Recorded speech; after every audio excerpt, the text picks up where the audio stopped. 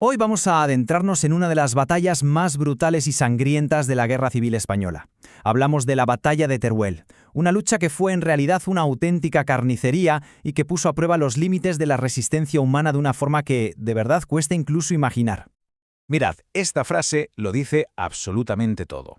Se le atribuye al general Muñoz Grandes. Imaginaos la escena, un general veterano que ha estado combatiendo en el gélido frente ruso durante la Segunda Guerra Mundial y cuando le preguntan por el frío de allí, su mente y su respuesta viajan a un único lugar, Teruel.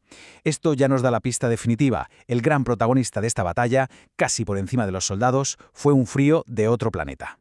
Para entender por qué se llegó a esto, tenemos que situarnos. Estamos a finales de 1937. El bando sublevado, con Franco al mando, lo tiene todo listo para lo que parece que va a ser el asalto final y definitivo sobre Madrid. Para la República, la situación es crítica, desesperada.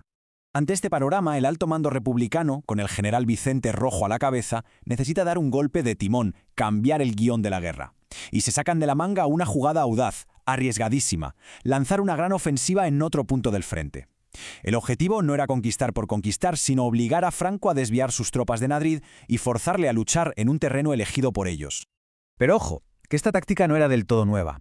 Ya la habían intentado antes, con un coste humano terrible, en las batallas de Brunete y de Belchite. Fueron ofensivas muy sangrientas con el mismo objetivo.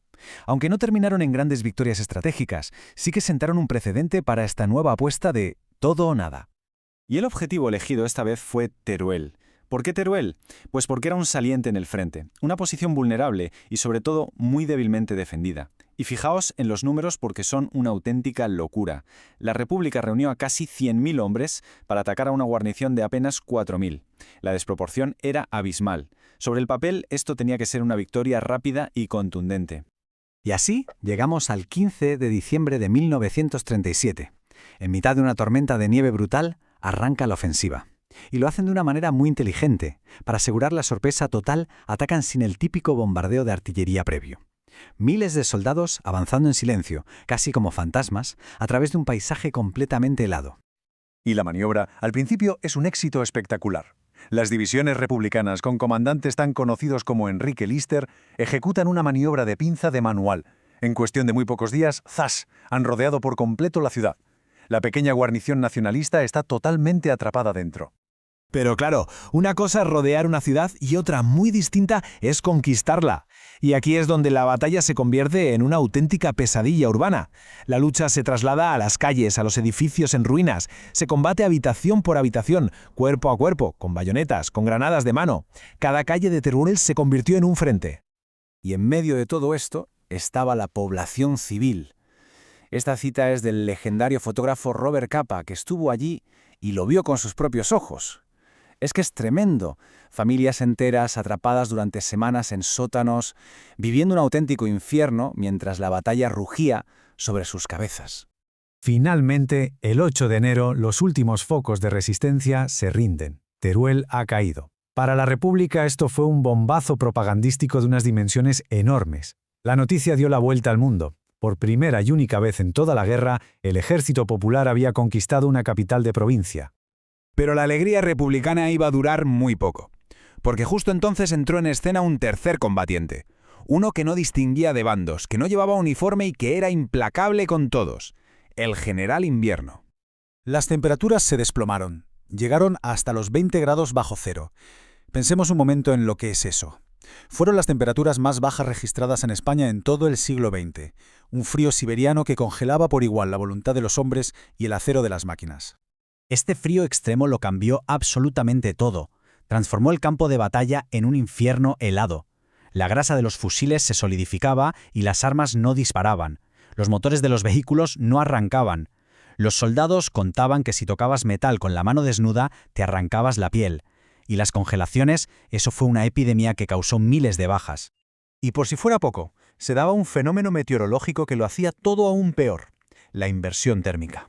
¿Qué significa esto? En pocas palabras, pues que la capa de aire que estaba pegada al suelo era todavía más fría, entre 5 y 7 grados más fría. Para un soldado de infantería que tenía que tumbarse para cubrirse o para intentar dormir, era una sentencia de muerte. Estaba literalmente expuesto al frío más intenso. Sé que esta imagen es muy dura, pero es necesaria para comprender la escala del sufrimiento. Esto es lo que el frío le hacía al cuerpo de los soldados. Las congelaciones, sobre todo en los pies, provocaron miles de amputaciones en los dos ejércitos.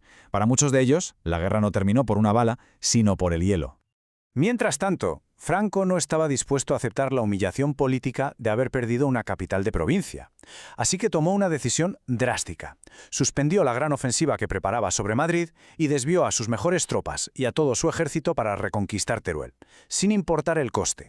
De modo que el plan de distracción republicano había funcionado, quizás incluso demasiado bien. La maquinaria de guerra nacionalista se puso en marcha. La contraofensiva se lanzó con una potencia de fuego inmensa y, sobre todo, con un poder aéreo abrumador gracias a la intervención masiva de la aviación alemana, la Legión Kondor. El punto de inflexión, el golpe de gracia, llegó en la conocida como Batalla de la Alfambra. Los nacionales lanzaron una gran operación envolvente que rompió por completo el flanco norte republicano. Algunas de las unidades que lo defendían eran inexpertas, estaban agotadas y sencillamente colapsaron. El frente se hundió. Fue un desastre que selló el destino de Teruel. Y fue así como el sueño republicano de una gran victoria se transformó en la pesadilla de un cerco y una derrota inevitable. Y de ahí surge esa comparación que ha pasado a la historia. El 22 de febrero de 1938, la ciudad fue totalmente reconquistada por las fuerzas nacionalistas. La batalla había terminado después de 71 días de infierno.